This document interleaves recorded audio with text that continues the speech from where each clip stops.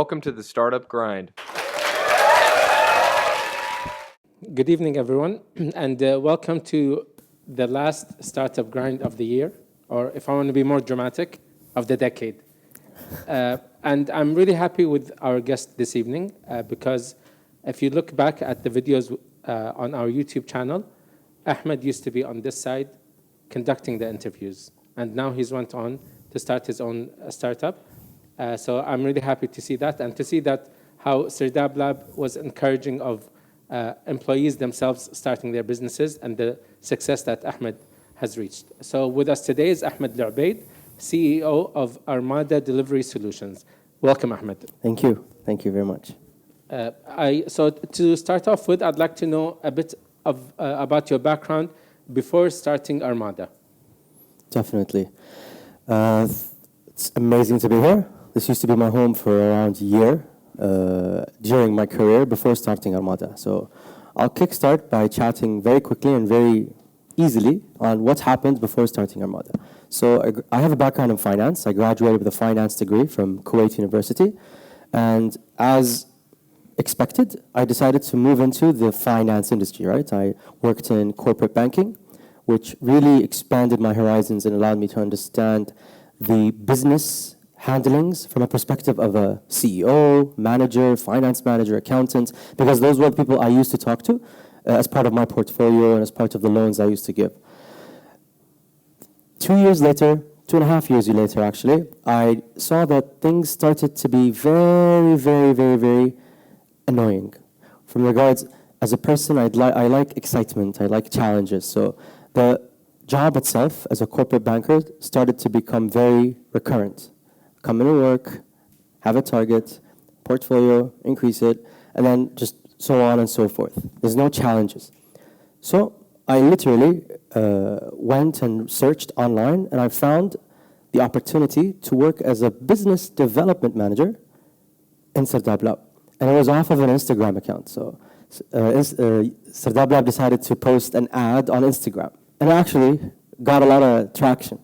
And I remember I was interviewed in this coffee shop. And this coffee shop wasn't a coffee shop, it was a meeting room. And I had a pretty cool table as well, if anyone remembered. So I got the job and instantly left my work. I resigned next day and started working as I served a 3-month notice at the bank. So working in Sirdab Lab allowed me to gain insight on the various kind of ins and outs of tech and the tech community, because the startup Kuwait community kind of always hanged around here. And a lot of developers also hanged around here, like the Google developers community. So that allowed me to also gain insight into competitions like Startup Weekend competitions. And that all culminated to me kind of reaching a point where, okay, cool. The Startup Weekend pitch resulted in me getting kind of a honorable mention. It was kind of 4th place, but I just like calling it honorable mention. It was the coffee app, right? And the coffee app itself was basically a mobile coffee wallet. All it did was literally allowed you to top up a wallet for coffee. You walk around with our merchants and vendors, and you purchase coffee. Towards researching the problems and pain points of those coffee businesses, I reached a point where, interesting, people in Kuwait it's not really pedestrian friendly. They're not going to walk around everywhere. It's not New York, it's not London. So delivery is a must. And at that time, carriage was coming out, AlObaid already had delivery, and a lot of businesses kind of grew very fast because of delivery. And e-commerce obviously had a lot of delivery. So obviously, having the coffee delivered to your doorstep was amazing. But to do that, that meant I had to kind of look at a case study. So I looked at where I used to work, the banking complex, Durazd Abdul Razzaq. 3 banks, so many employees, all of them drink coffee in the morning. So I put a basic example of every tower kind of having, let's say, 30 employees ordering coffee at 9 a.m. That's 90 cups of coffee at 9 a.m. to be delivered by my drivers. How many drivers am I going to have?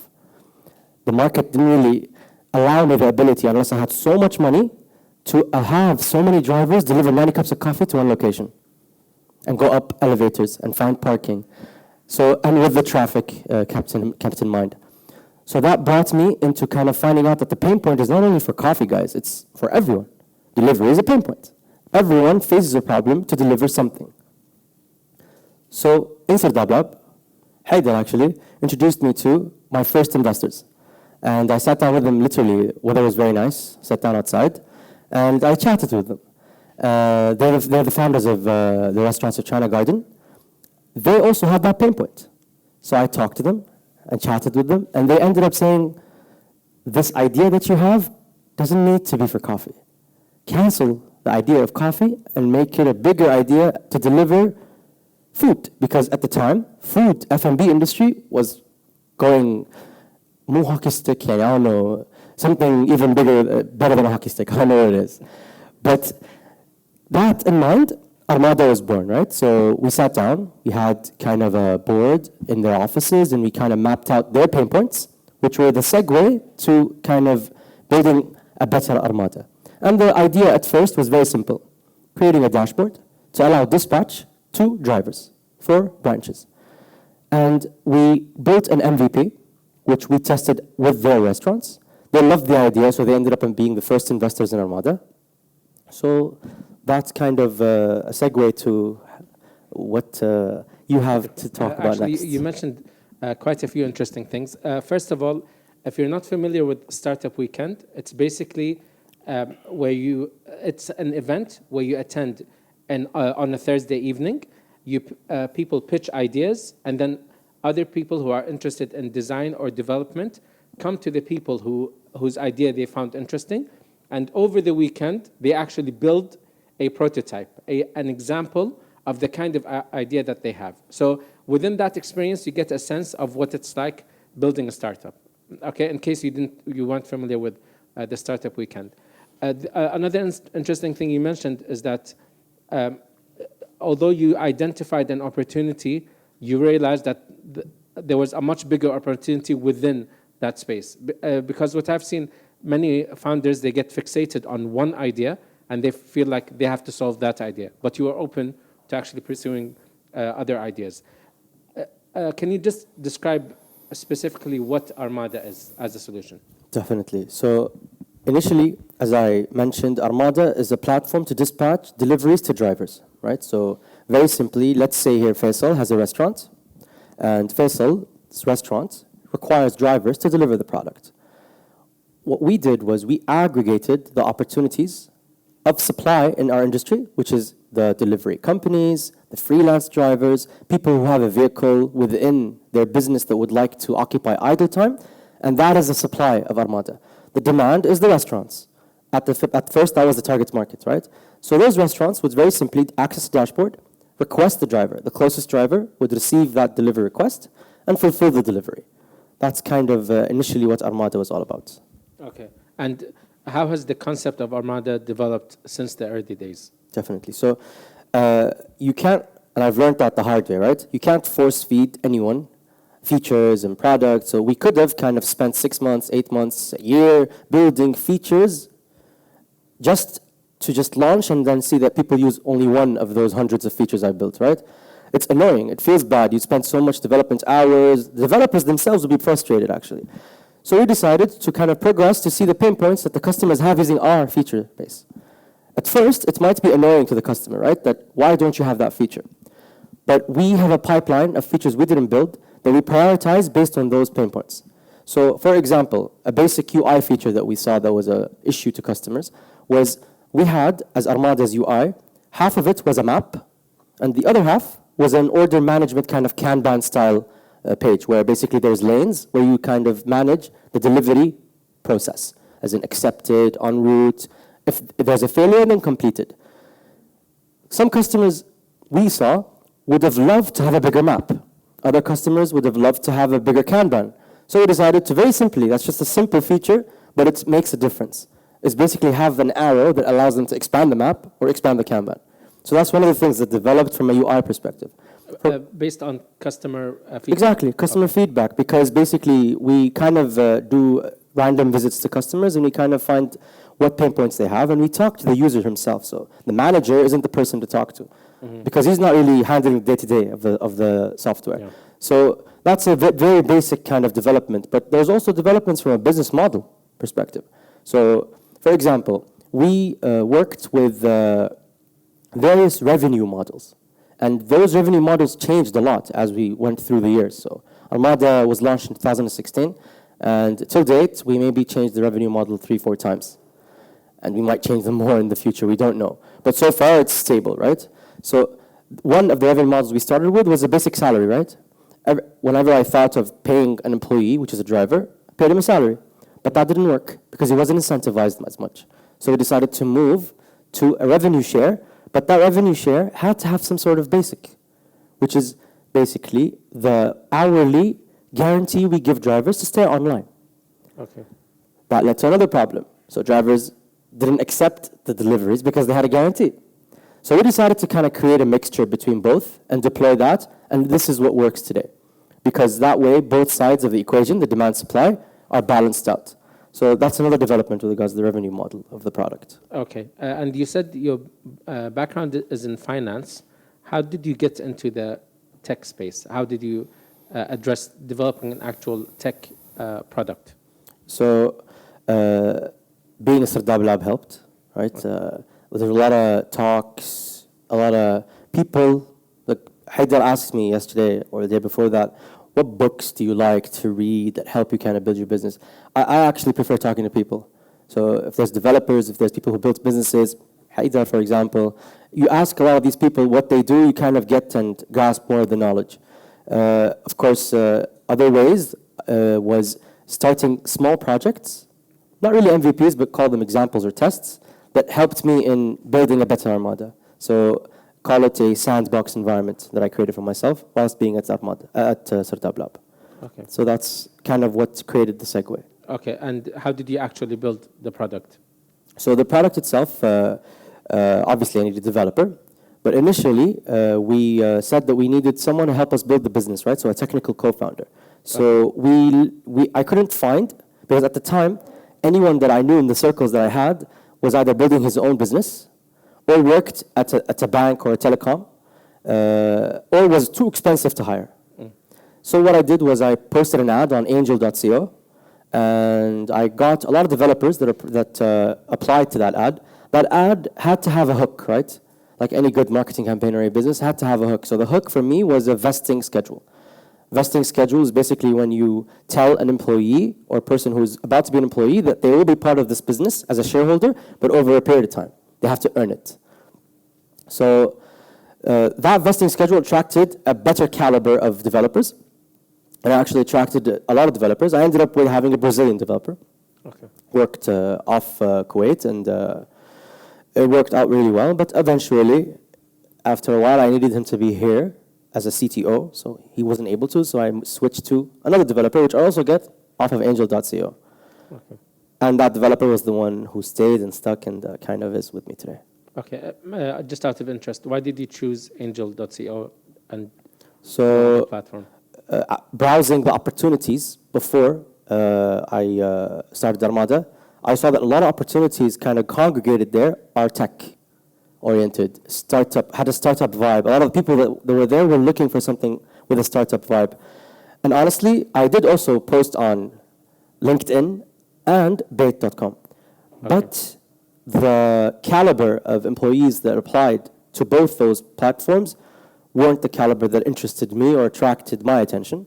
Okay. Not that they didn't have the qualifications, but when I tried to interview a lot of them, the interviewees on angel.co, is that correct? Yeah. Yeah, on angel.co were of a caliber that kind of interested me because again, if I'm going to hire someone, he's going to be working with me every day, right? It's not enough for them to have a Harvard degree or to have some sort of experience with Google. It's nice, right? But if I can't connect, there's no synergy, what's the point? So I found a better caliber there, so I stuck to it. Okay. But without a tech background, how can you assess the qualities of a tech? So that's the beauty of the Startup Lab network, right? I'm saying Startup Lab a lot. Don't worry, I'm not being paid here to do anything. It's just that I was part of Startup Lab. So the Startup Lab network itself had a lot of developers. A lot of them became my friends. So I literally just gave them a call. I winged it until it came the time for the actual interview, that there was a technical interview. So I had a lot of different developers next to me to do the technical parts and vet the technical to help side. you with the assessment. Yeah. Because after that, I'm going to be trusting that developer to execute, and I'm going to be talking to him as a non-technical person. And then he's going to be kind of employing the technical capabilities he has to develop the product. But interviewing him and maintaining and making sure of the quality is there, the capabilities are there. I had a lot of friends. One of them was Burhan, Okay. next to me to basically interview that person. Okay. And you were actually hiring for a tech manager. Correct? Exactly. So a person who will oversee the development rather than you being involved in the development. Exactly, yes. So Okay. it was a senior full stack developer, and then in brackets, I put graduating into a CTO. Oh, okay. So, and then of course there's the vesting schedule. Okay, excellent. What was your day-to-day like starting off Armada, and what's your day-to-day like now? Honestly, it's very similar. It just has a little bit more customers to take care of and more employees to take care of. But the day-to-day initially started with you kind of focusing on getting the product together, right? So getting the product together, what I mean by that is literally drawing the user interface, drawing the business model, understanding who your customers would be, going and talking to your potential customers. That's the first days of starting your business. Then eventually you want to focus on sales, right? You want to focus on the product itself being executed. So all of these things start becoming more of a priority. And then as your product is built, you have more delegated employees. Your priorities as a CEO, let's say, is more of a social agent, right? As a social agent, meaning that you make sure the various departments are working together. You make sure birthdays are celebrated. It really makes a difference. You make sure that, oh, this person got married. Oh, everyone congratulate that guy. He has a kid. Oh, send him a gift. But all of these things kind of differ as you move along. But for me, one major factor always stays, not just for me, for all my employees, is that everyone in the company is a salesman. So from our drivers to our senior executives, they are all salesmen. So everyone has to be able to sell at any given time, because that's the essence of making sure you can have a sustainable business. Okay, can you give us a sense of how big the company is right now and how is it distributed? All right. So I gather not everyone's in Kuwait. Oh yeah, definitely. So Armada, we have our dev team are all based in Tunisia. And that was because my second CTO was from Tunis, and I traveled there a lot, and I found that talent there is abundant and cost-effective, and it's easy to incorporate there. And I was able to link it to our BVI, British Virgin Islands Offshore Company. So the team there is around 6 developers, and in Kuwait we have around 5 employees. So total around 11 people. Okay, and you spoke about like celebrating events and things like that. What's your approach to developing your corporate culture? Do you have like something written out, certain values you constantly communicate, or how do you approach it? Honestly, it's something that I don't really intentionally decide on creating. Okay. I don't have a manifesto that I have to kind of write down and follow. It's just something that happens, right? Eventually, people start kind of relating to the brand itself, for example. So you see people talking in very nautical terms, right? Because Armada, our logo is a ship. They talk in nautical terms. For example, the team itself starts kind of reading more into the industry itself, figuring out who the competition is, looking at the map that you operate in. But I don't really push the culture itself, but allow the team itself to kind of engage in the culture. Okay. And you mentioned you had initial investors. Can you tell us a bit more about the funding journey? Yeah. So, as I said, the funding journey started by attracting my first customers, right? So my first customers ended up being my first investors. And it was a very small round just to make sure that the MVP can stand on its feet. Okay. And then eventually, when we got a lot of traction, we were able to attract let's call a more refined caliber of investors. Okay. So venture capital. And also within that same round, we had angel investors. And eventually, you kind of raise as you need, but also you have to keep in mind of why do you need it?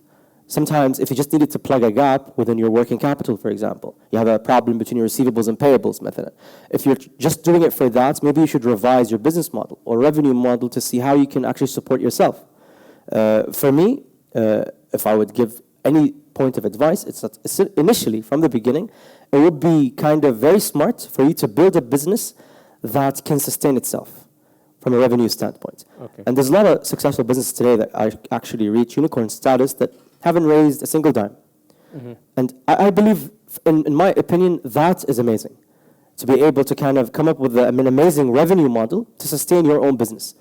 Of course, then the investment itself becomes strategic instead of financial. So the finances themselves, you're always as a business going to need more money, right? But they become not a necessary point to stay alive and survive, but become a strategic point. And now, well, I want to expand to a different country. I want to expand that specific team. But for me, the only down point is if you are raising to just support working capital, for example, to manage receivables and payables. For me, initially, I kind of needed that because I faced a problem to manage supply versus demand. So it was, what they call a good problem, where you are facing so much demand suddenly, but you can't keep up with supply, and having those finances can kind of push you up. Okay, so just for me to understand, when you say financial versus strategic, you mean you're able to generate the revenue, but not as fast as you want. Exactly. So you want to accelerate your growth by taking on investors. Exactly. Okay. And when I say accelerate your growth, isn't only from a financial standpoint. When I say financial, I also mean in myself, when the investor comes in, it's not only his money, like smart money, right? Okay. Because himself either have the background to allow me or help me expand into a new region or new customer base or a faster kind of growth rate, right? It's different. I don't know when I read this, but I read this quote that says, when running a startup, you actually have a different company every 6 months. When I say different company, as in you're probably the executive that you employed at year one for the first 6 months, is not going to be the executive that's going to help you out in year two for the first 6 months. They can't really handle, because that person that you need maybe to employ later on would kind of need that push. And if that person can't satisfy the business needs at that point, maybe, for example, he's not familiar or used to the pressure by handling, 10,000 deliveries, handling 500 customers calling him up with problems, right? Having a team of 7 or 8 or 19, right? Yeah. So that's what I mean. It's interesting, and when you kind of reach that point, having a strategic investor on board helps in making those decisions. Yeah. So I've heard like a common distinction between the kind of qualities you seek in the early days. You're looking for people that are innovative. But then once you start growing, you look for people who are strong in operations and management. So I think that's... I guess the creative side. But again, I feel like the things kind of come full circle. Because towards the end, when you are too big, or not too big, it's very big, you end up also needing to be creative and innovative again, right? So it's a very nice wave there, right? So you as I said, every 6 months you have a different company. So, and you have to have a different you. You have to cope from a lot of different points. Okay. How did you choose the investors that, first of all, when did you decide to pursue further investment? And then what made you successful in securing those investors? I wouldn't go as far to say as I was successful, okay? I got investments, okay. Yes. I raised 3 different rounds, but the thing is, it wasn't as much as being successful as much as it was a trial and error, right? بالكويت you have a term that says كل طراق بتعلومة, right? So I honestly got a lot of طراقات. So I sometimes raised too early, sometimes raised too late. That means every slap comes with a lesson. Oh, sorry about that. Yeah, should have translated that. Thought there was closed captions there. Yeah. No. Yeah. Well, that's on YouTube. Yeah, he liked it because he's a translator. Yeah. All right. So the idea is, the question was choosing an investor, right? Yeah. So choosing and convincing. Okay, so obviously you need to be passionate. If you come up to the meeting with like a monotone voice trying to tell the investor to invest, he's not going to invest. So because what I've seen, one common factor with all investors is that they kind of are investing in you, right? Okay. It's maybe very kind of cliche to say that, but they are actually, right? They're depending that you, the person that's passionate about this product, the one that's going to be kind of leading this product, will eventually lead to an IPO or an exit or some kind of big growth sprout. You have to be passionate enough to explain the product. Also, the product itself, if you explaining it runs on as a sentence and becomes more than, I don't know, 2 full stops, you kind of need to revise your pitch. Okay. You need to revise your model. You need to revise something in order to kind of explain it simply. Third thing is you have to have your finances straight. Maybe memorize them even, right? So you have to, when someone asks you what your revenue model it looks like, you have to understand it. What your unit economics are, you have to understand them. What very basic accounting and financial ratios look like, you have to be able to understand it. Of course, one thing that bothers me, right? It's good to mention good things, but also investors sometimes, they kind of are bothersome when it comes to not understanding the landscape you operate in. So imagine an investor asking you, I'm giving you X dollars, when do I exit?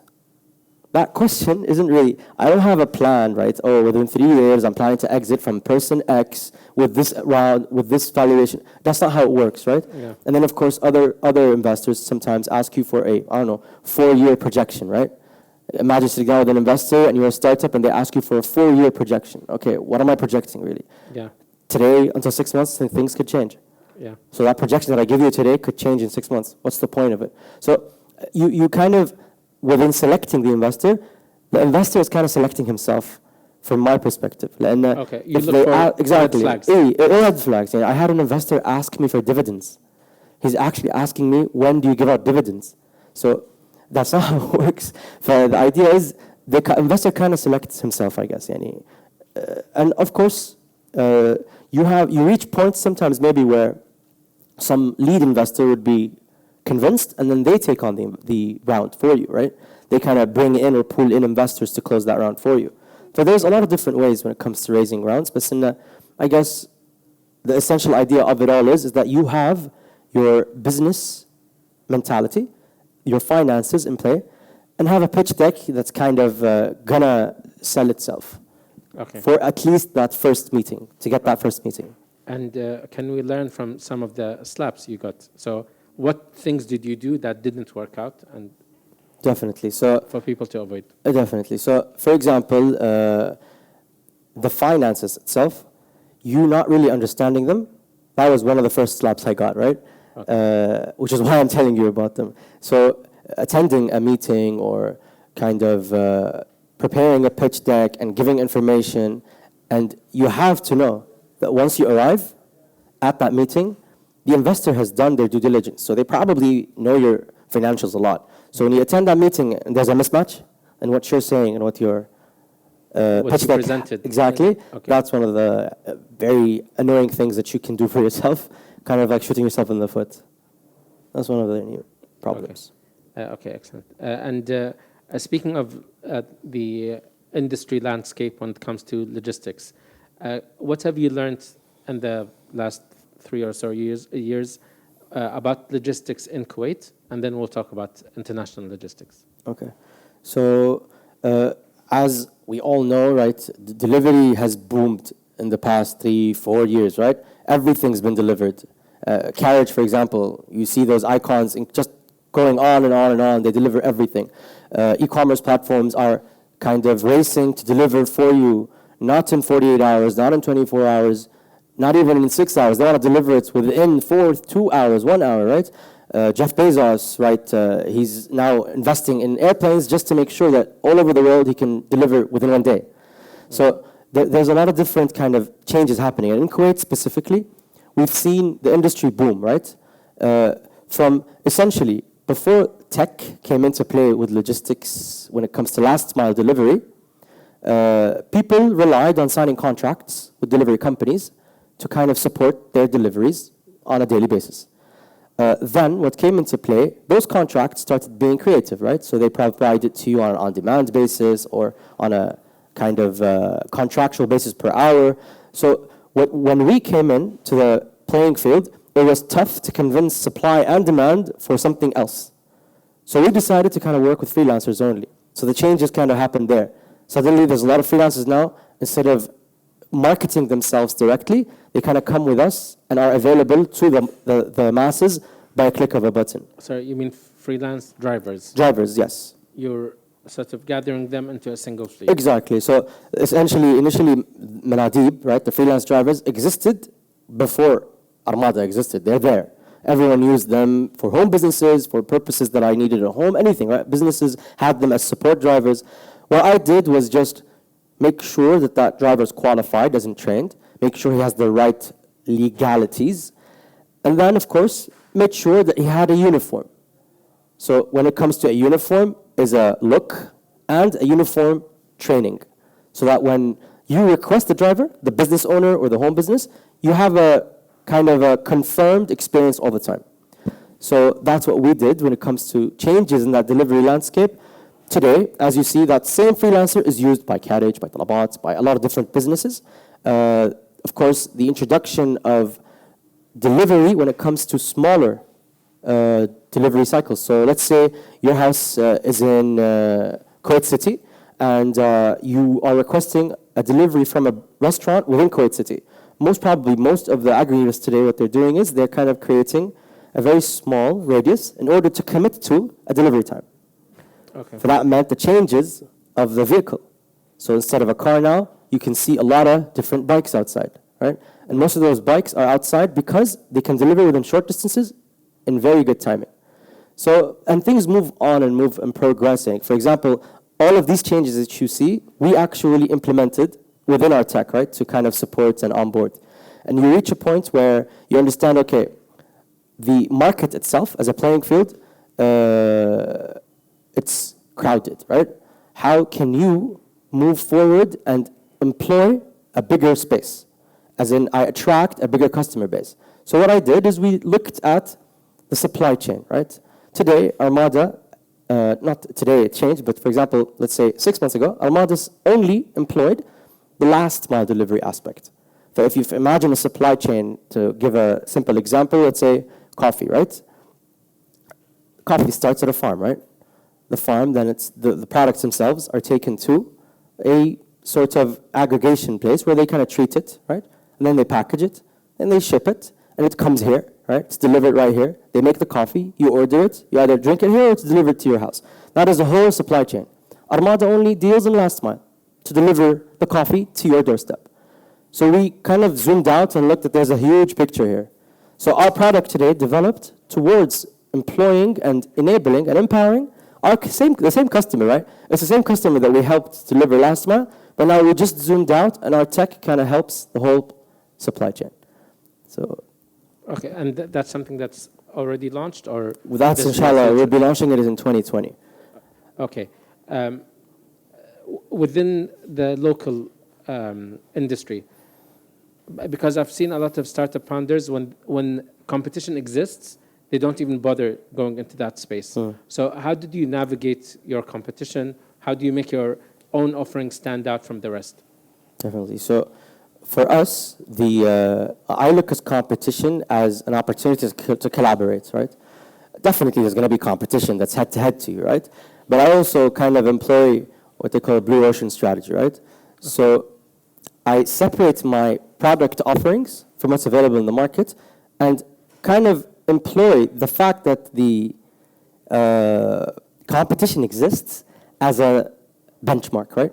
So if there are no benchmarks, how can I have my customer rate my offering, right? If I'm the monopoly here, no one can rate my offering. So I've had a lot of customers churn, right, and go to competition, but they'd never kind of taken themselves out of Armada. Their account is still live. So suddenly I see them kind of operating again. And because there is a lack of supply, this is an industry that will always have the customer churn and then be onboarded back again. So okay. That's how I see competition actually. Okay. But can you tell us a bit more about how you're looking to address this issue, the issue of churn? Definitely. So what we did is we kind of deployed in last month actually a SaaSified version. So SaaS is software as a service. So we took our tech product and we provided the opportunity for third-party fleets to manage their own fleets using Armada. So today we have suppliers that were with Armada, that had fleets, that our demand kind of used and utilized, that are no longer with Armada. However, 3 months later, they're using Armada's software to manage their fleet. Same thing from a demand perspective. We had demand that used Armada, but today they're not using Armada because they have their own fleet. They grew out of the need to use our own fleet. So the same customer churned from our B2B offering, but now employ and use our software as a service offering. So, okay, so just to explain, you have a tech platform to manage deliveries, and you have your own fleet of drivers, and you decoupled these offerings. So instead of people using Armada for your delivery Dispatch, fleet, they use just the technology to manage their own drivers. Fleet. Yes. Okay, excellent. Okay, and talking about the international logistics, again, now you're talking about much bigger competition. How can you navigate that space or find opportunities within that? Definitely. So the idea is I'm not going head to head with Aramex or DHL or Amazon, right? I'm actually employing the available data that they have and the available assets they have, and I'm kind of creating a logistics supply chain platform that kind of democratizes it all. So if I'm today going to go and use Agility, or I'm going to use DHL, or I'm going to use FedEx, I'm kind of using the FedEx assets, right? So it's, when it comes to pricing, I have a very fixed offering. So it's take it or leave it, right? So if I'm delivering this to the States, and I go to the DHL website, I'm using DHL, couriers, planes, ships, cars, whatever it is, right? What we saw is that same industry that's being monopolized is not really monopolized, because if you look at it, there are, if you Google it actually, like Google, I want to ship this to the States, you'll have a lot of shippers and brokers that are standalone. And I actually did a test, right? So in-house with our team, I had the operations team, 3 of them, and I told them literally, one is kind of expecting shirts from China, the other is delivering stickers from Japan, and the other is kind of bringing in coffee cups from, I don't know, Sweden, right? And they literally emailed and called shippers that they found by Googling. And within 45 minutes, we were able to get 3 different quotes for each of those guys, from shippers that have nothing to do with DHL or anything else, right? So we thought about this and we thought, interesting. So imagine now the platform that I just talked about, and all those software as a service users are going to employ a network effect. So kind of a social platform for logistics. It's very simple, and it's not something I'm kind of innovating. It exists, actually. And it basically tells my customer to tell me a pickup, which could be internationally available in the China, مثلا يعني, and then where is it going to be dropped off? My doorstep here at the branch, right? And then I kind of instantly give them quotes on those shippers and brokers that already use the software service that I have to basically select that shipment. That's it. So let's say you are the manager of this coffee shop. You have coffee cups that you get delivered every month, right? You'd need those coffee cups, right? So you go on our platform, you give me a pickup, which you know, it's your supplier. You found him on Alibaba, right?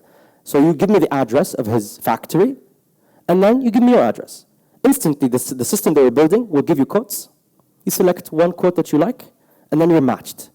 So now you, that shipper over there, and the shipper that's using my service are all of them are software service users within this logistics platform. Okay, so you're basically making your platform more comprehensive and addressing more of the supply chain. Exactly, yes. Instead of only last mile, we're basically handling first mile, we're handling aggregation, distribution, international shipments.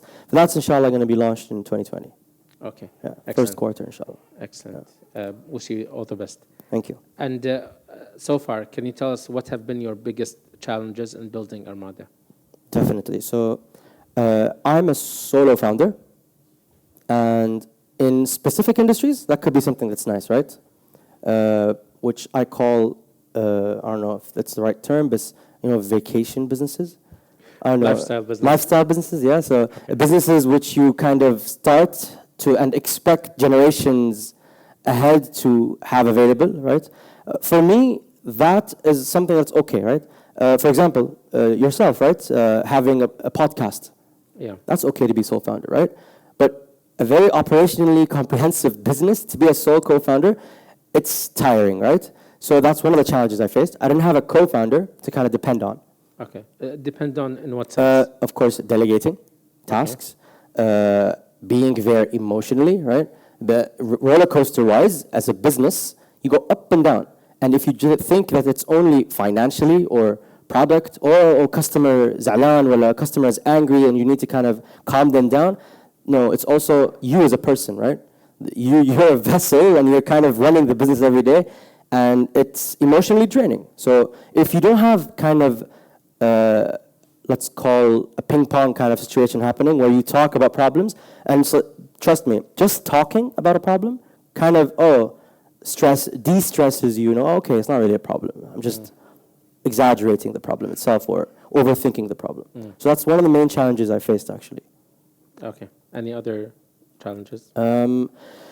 So operationally, kind of managing or maneuvering the landscape in Kuwait, for example, in Kuwait, the freelance ecosystem is kind of non-existent, right?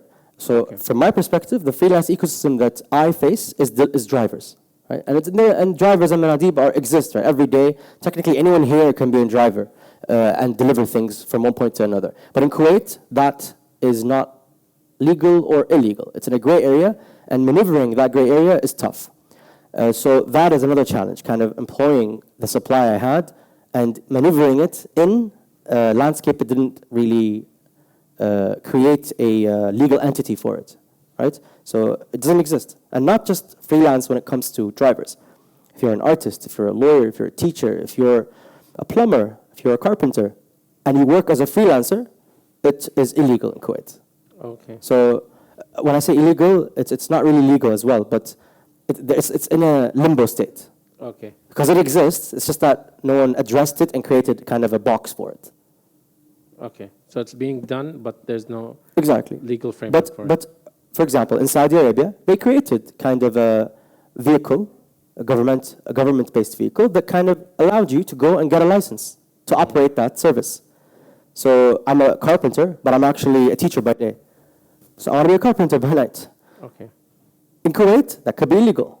If you're actually caught, it could lead to specific problems. But in Saudi Arabia, I recently found out that there's an entity that you can go approach, and you can actually structure and get a license to operate that kind of carpentry business.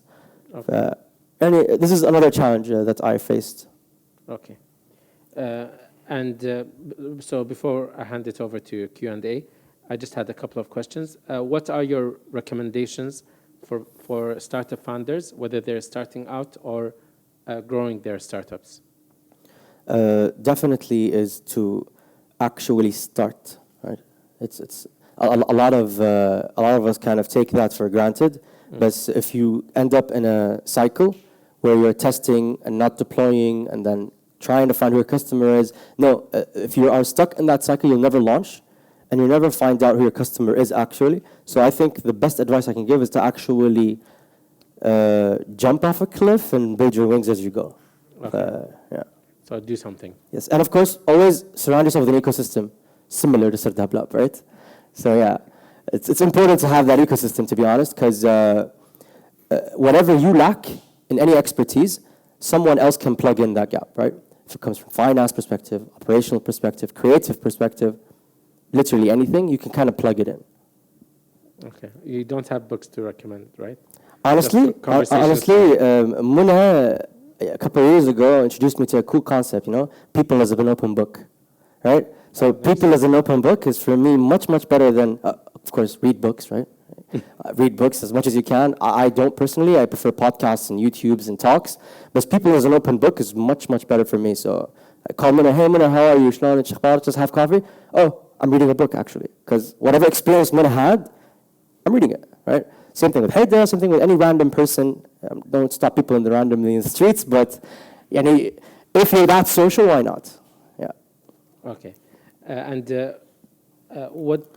What do you think entrepreneurs need in terms of support system or services to help them build more sustainable businesses? What can be done by Startup Lab or others to actually support entrepreneurs?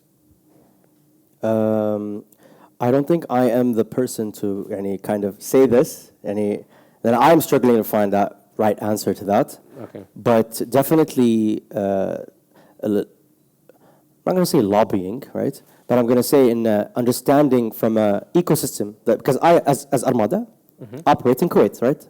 Kuwait is my sandbox where I try to kind of work and build and launch and make Armada successful. And if there are a lot of different things in that sandbox that are hurdles to me, for example, as a license, when I go to Wizard Tijara, it's tough to kind of find what exactly my business is, right? That's one problem, which leads to other problems if I end up kind of executing my business and it ends up clashing with that license that I initially got. Yes, okay. Legal. Legal is a headache, right? I've been through how many? 3, 4, maybe 5 lawyers. None of them kind of understand what startups want. None of them. Okay. All of them, I remember the first driver or supplier contract that was drafted was like 26 pages. Imagine sitting down with a driver and having him sign 26 pages. It's impossible. And keep in mind, it was in English. And of course, translated to Arabic, but the guy didn't speak neither English or Arabic. So, and they forced me to make him sign that. They forced me, oh, you have to make him sign that. But again, it was maybe either it was a problem from my end, but legal is also another issue. So having some sort of legal kind of coaching or counseling or I don't know, a legal entity that can understand the startups and startup contracts. Like when I sit down with until today, when I sit down with a customer, they ask me for a contract. Yeah, I tell them just go sign up on the website and just click agree to terms and agreements. That's the contract. They're not convinced. So I actually have to print out the terms and agreements and give them to it, just for them to be convinced to start using my service. So again, having a lawyer that could be existing, and I tell that customer, talk to my lawyer. So their legal department can talk with that lawyer, and okay, cool, we can click that button, and it is a contract. It does kind of save or protect both parties. So I think, off the top of my head, of course, those are the kind of the 2 things that kind of came up. Okay, excellent. Thank you very much. Anyone have any questions?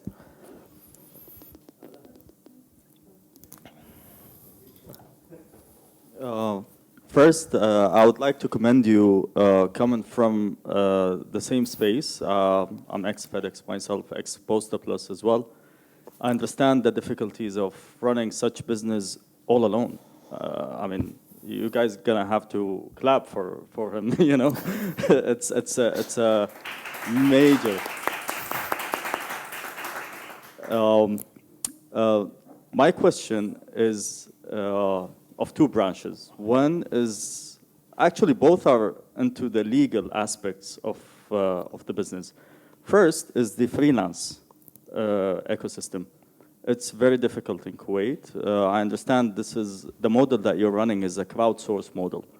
How did you overcome that issue? And I think that the Ministry of Interior, till the moment, fights that scene in general. And I know that this is what's happening even at the current moment.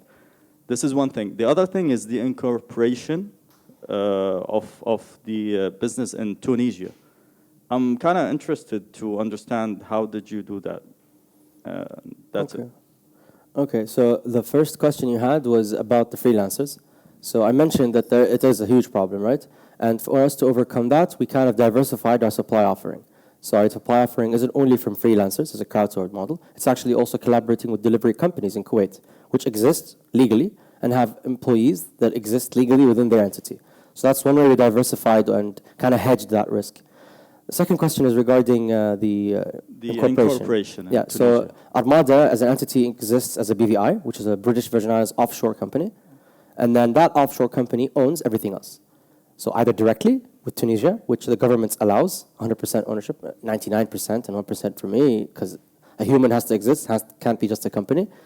And of course, same thing with Kuwait. It's kind of a contractual agreement that links both entities together and so the BVI allows Kuwait to operate Armada contractually. I'm saying it in very simple terms, of course, but you have to talk to a lawyer because I'm not a lawyer. Yeah, and that lawyer is Kuwaiti-based or internationally based, involved in incorporation? Kuwaiti-based, but it's, as I said, I've been through 5 lawyers, and that was the problem I mentioned to Haidar. It's legally, legal. I'm not an expert, but still didn't find the right fit, But yeah, there is actual existing contracts which you can talk to any lawyer about that link and provide the rights of the product itself and the intellectual property from the BVI entity to the Kuwaiti entity to operate within this industry. And of course, we have a license in Kuwait as well. Interesting. Hi, Ahmed. First of all, great talk and great points. Thank you. I think this is something that I can personally relate to with other people, is that I think the main question that everybody has to answer when starting a startup is, what problem are you solving? But as the days go by, less and less problems are available to solve, or there are problems that are like out of your scope or way bigger than yourself, such as government and politics and whatever. So with the ever-changing and evolving landscape, and this is a general question for Ahmed, Haydar, or whoever, yani, how do you, if you have like the entrepreneurial spirit and want to start something, like how do you get by when you have fewer problems to solve as the days go by? Okay, so Warren Buffett, as an investor, invests in companies that he likes, right? So he drinks Coca-Cola, he loves it, he loves the taste, he invests in shares for Coca-Cola. Take that same concept and apply it to your life, right? If you take a daily life in Faisal's life, right? And you think about it, what pain points am I going through? One of my friends faced a pain point in ordering food. See, he was on Carriage, a startup that was solving a problem already, and he faced a problem on Carriage, which I'm guessing maybe a lot of you do face, right? So how many minutes or hours do you just end up just doing this, trying to choose a restaurant, right? So one of my friends, which you know, Khalid, right, started a very simple tool that kind of allows you to select faster. Why? Because it was a pain point in his life. He saw that of the 24 hours in the day, 12 hours he spends working, a lot of time was spent selecting a restaurant to order food. So I think a good way to find a problem, even though a lot of problems are taken, is to find a pain point that you go through every day. Try to solve it, because most probably a lot of people as well share that problem and pain points. Right? It's my... Yeah, I'd like to add to that. Actually, during the discussion before the interview, Ahmed raised a very good point about opportunities that arise from companies trying to solve a specific problem. So let's say fringe industries, yeah. Yeah. So let's say Ahmed is trying to solve the delivery or logistics problem, but then he enters another pain point for him to, for example, find packaging for delivery or to find uniforms for the drivers. Okay. So opportunities arise from the industries that are growing, and they're discovering new problems that others can solve. The other point, there's actually a principle in the startup world that most startups, they die by drowning, not from thirst. So because there are so many problems that they can solve, so many features that they can include into their offering, that they die from pursuing too many opportunities and not for lack of opportunities. So I think there will always be opportunities or problems to solve. Okay, thank you. Ahmed, thank you for sharing your insights. You've always been a beacon of insights. One question I have for you, so you've talked about changing your business model and always being flexible, right, to capture more value or capture more opportunities. And one thing that I'd like to ask you is, how do you know what opportunities to say no to in a situation where you're drowning with options? How do you turn down something that might seem very interesting? So with regards to opportunities, personally, I have kind of a Kanban board where every day, I come up with an idea. Not all of them actually come to life. I just put them in the icebox. What opportunities I kind of attract today is actually opportunities that are aggregated together by a lot of customers. So if they happen to be on that pipeline I had, or in that icebox, I open the icebox and I start building that feature. Sorry, can you explain icebox? Oh, okay. Explain. So everyone understands what an icebox is, right?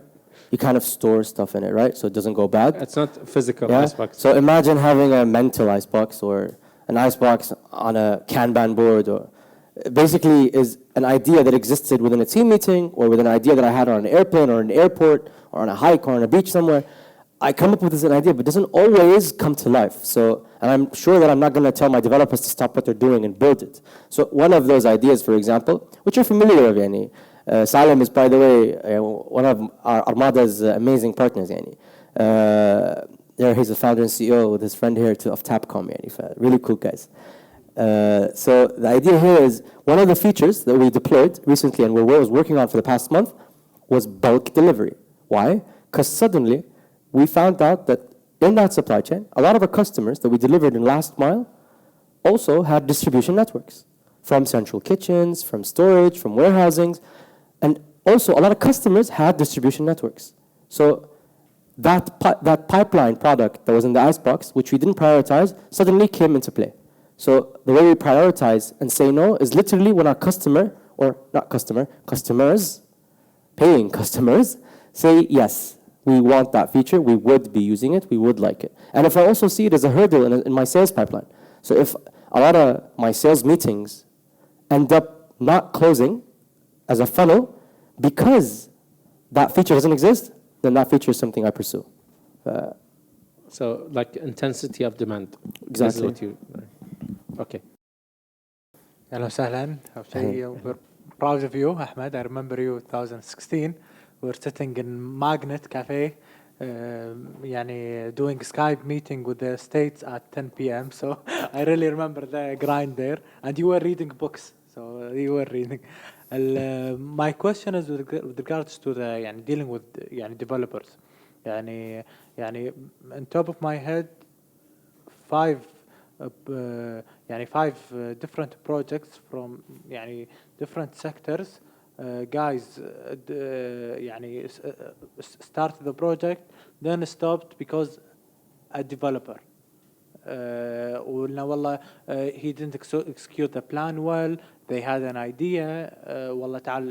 He told them that it would take 3 months. Then he messed up the whole thing. So واللي أنا أعرفه من أرمادا and it is very tech based. For you as non-tech guy, how I'm interested to know how you dealt with it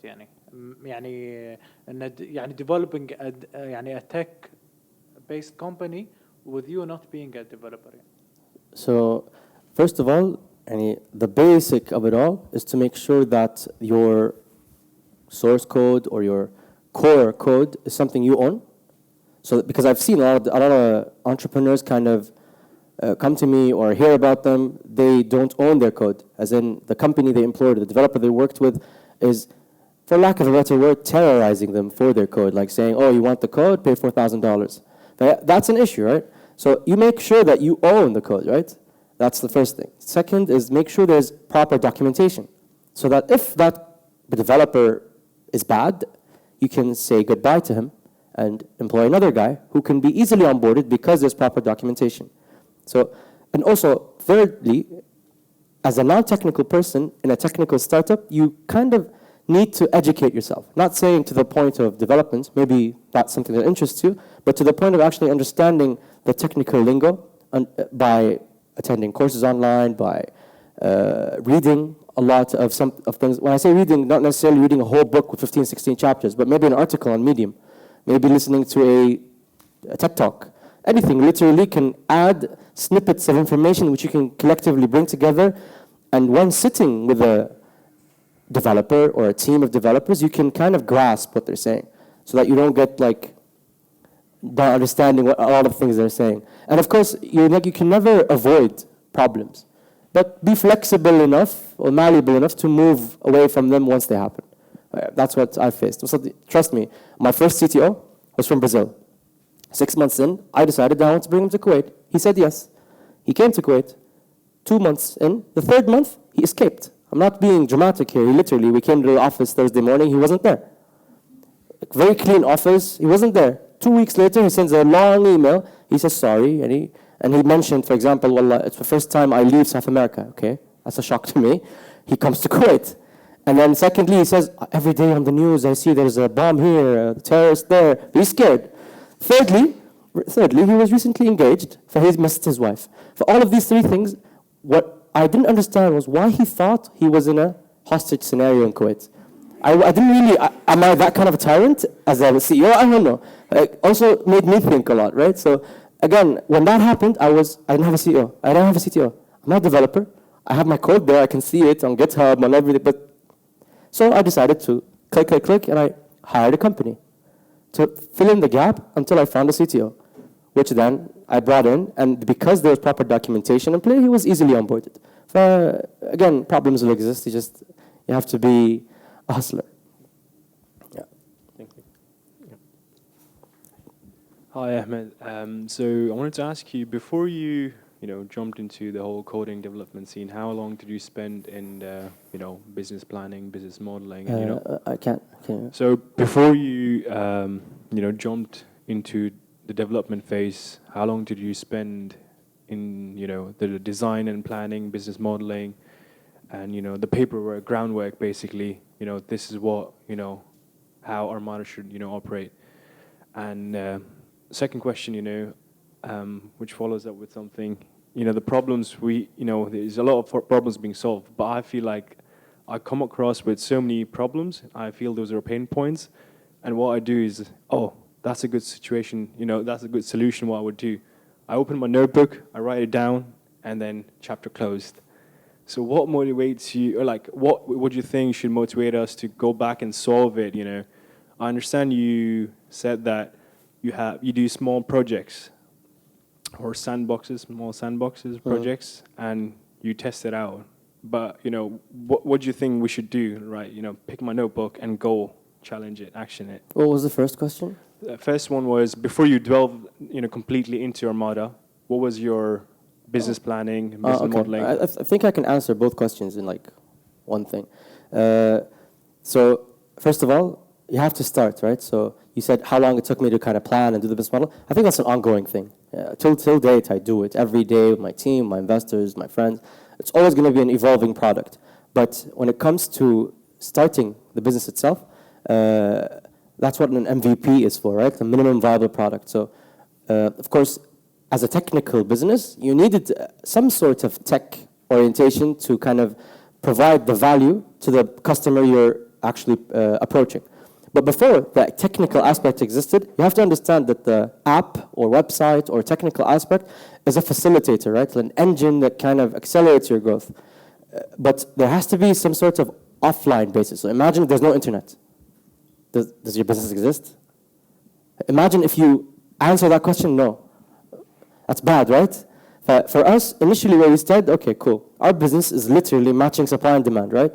What's a supply? A driver. Whatever kind of background that driver came from. Delivery company or freelance. We literally had a couple of customers to start off with, like maybe 5, 6 customers. We literally printed a paper with numbers of drivers in their zone, and we had them stick it next to the cashier register. They had a delivery, and they didn't know where to find a driver for. They literally called that driver that we employed and trained as the business was building the tech. And then eventually, after 3 months of doing that, we were doing kind of a pricing study. We were looking at suppliers. We were looking at kind of how the tech should look like. We were inspired by Uber. We were inspired by Postmates. We were inspired by a lot of businesses. Al-Obaid, for example. That eventually, I go to that same customer that just used the paper and tell him, guess what? Open the computer, open ArmadaDelivery.com. Oh, see this paper now? You just click a button and put the customer's address, and now the driver's there. And you can track him on a map, and you can do this and that and this and that. But again, it's just start. If you have an idea and you have an essence to it as a business model, start it in any way possible. And however rough it is. Honestly, that's why I think Startup Weekend was cool. Because within a weekend, you had to build a business. However rough it was. That kind of allows you to be more of a hustler. I hope I answered the questions. You reminded me about some time back, I read something that the models of technology is changing, that your competition becomes your customer and your customer becomes your competition. And basically what you're doing is an ecosystem that is building up around the things that you're changing. Where do you see yourself around that lines? What are the futures of what you try to develop that will change the outcome that you started out from? Okay, so there, is essentially a reason why I decided to grab a bigger bite of that supply chain. Instead of focusing only on B2B last mile deliveries, we grew into providing a software as a service. The reason is because we want to tap into the network effect, right? So the more users I have using the software to manage their fleet, the more types of industries I'm tackling now. Because almost every industry has logistics of some sort, a fleet of some sort, delivering a product of some sort. So the more products I have, now the more consumers or customers I have that require delivery. Now, essentially, right now, my revenue model is very simply in a percentage that I share with the supplier. Now, with the software as a service, I have a subscription fee. But what I'm actually targeting is a percentage of GMV, gross merchandise value. So big companies like, for example, Flexport. Logistics is, mashallah, unicorn now. So Flexport makes a percentage off of GMV. As in, imagine a container delivering, I don't know, 15 cars is being delivered from point A to point B. Whatever the total value of that container is, on top of paying the delivery fee, which is hefty, right? Flexport makes a percentage of GMV. Now, when you look at it from a financial standpoint, that is something that you actually want to achieve. But what I'm doing is I looked at Armada today, and what am I doing, right? I'm not what do you call it, lifestyle business? It's not a lifestyle business, right? I'm starting a business because I want to create value as fast as possible and create value for my shareholders eventually because they risked coming in, so they want an ROI eventually. To do that, I need to really be, let's say, aggressive with my business play. So that's why I decided I wanted to take a bigger bite of a bigger market. That's essentially, I hope I answered the question. You mentioned something about the freelancer ecosystem here in Kuwait. And then you also mentioned about how you're compensating your independently contracted drivers. I noticed that you started in a salary-based, then you moved into revenue sharing, and then you moved into a hybrid model. So what is the ideal situation as in legal infrastructure here in Kuwait that would make businesses such as yours to thrive? So, as I said, freelance in Kuwait doesn't have kiyan qanuni. There's no legal entity for it. So, kind of having a perfect situation, I don't think it exists. You should ask a lawyer. I think there's a lawyer back there if you want to ask. But I can answer you on what we did, right? What we did wasn't really looking at the legality. So, I operate on a very trial and error kind of way. It's easier to ask for forgiveness than asking permission. That's how I operate, at least. Then if I'm going to wait until there's something that exists, I'm never going to do anything. So what we did is we decided to look at it from an operational standpoint. From an operational standpoint, for us, when we decided to give a salary, there was no incentive to work. So the drivers didn't really operate my deliveries as an on-demand basis. So we scratched that. We decided to put a hybrid, as in, okay, salary and revenue sharing. Still, that salary was still grabbing it down. They didn't really operate at the utmost potential that they could operate in. Like they were online for 6 hours, they did only 3 deliveries when they could have done 12. Then we scratched all of that and we purely made it an open court, right? As in, it's purely revenue sharing, and the more deliveries you do, the more money you make. For that, allowed them to stay aligned to the point where now they're also salesmen. They bring me customers. They actually, as a driver, move around and go to the different customers and give them our number. They register online and they become customers. Why? Because at the end of the day, you're delivering. You're the one that's going to benefit. So this is what we kind of did with regards to the freelance ecosystem in Kuwait. But legal entity, I think, honestly, you should. There are obviously legal ways where you can kind of, for example, for us, legally, a contract, the header of the contract says, اشتراك بموقع إلكتروني. Keep in mind that the header itself says subscription to a website. I'm not giving you a delivery service. I'm not hiring you a driver. Technically, I don't own a driver, right? So that way, legally, as per my lawyer, right, says that you're not really in a problem. And if anything happens, it's like saying you're on Twitter and there's a huge problem since you're on Twitter. Or you're on Facebook or you're on Uber. Okay, let's put that aside. But Guess what I mean? And that's what my lawyer suggested. For I guess for your specific entity or whatever you're kind of trying to create, the best way is to kind of either ask forgiveness later, not permission, or ask a lawyer to kind of give you sound legal advice. Okay, so I'd like to first thank you all for coming. And I want to give a brief about Startup Grind, especially if it's your first time attending. Startup Grind is actually a global community of events. And the purpose of it is to learn from local entrepreneurs and to get a sense of their experience building their business, so you can see the opportunities as well as the challenges that exist in the place where you want to start a business. I'd also like to thank Ahmad for his contribution and honest answers, and to thank our supporters, so Kuwait Foundation for the Advancement of Sciences. If it's not for their support, we wouldn't be able to host this event, as well as our partner, Tap Payments. And to end with, I'd like to share the 3 values of Startup Grind, which is making friends, not contacts, giving, not taking, and helping others before helping yourself. Thank you very much, and please mingle.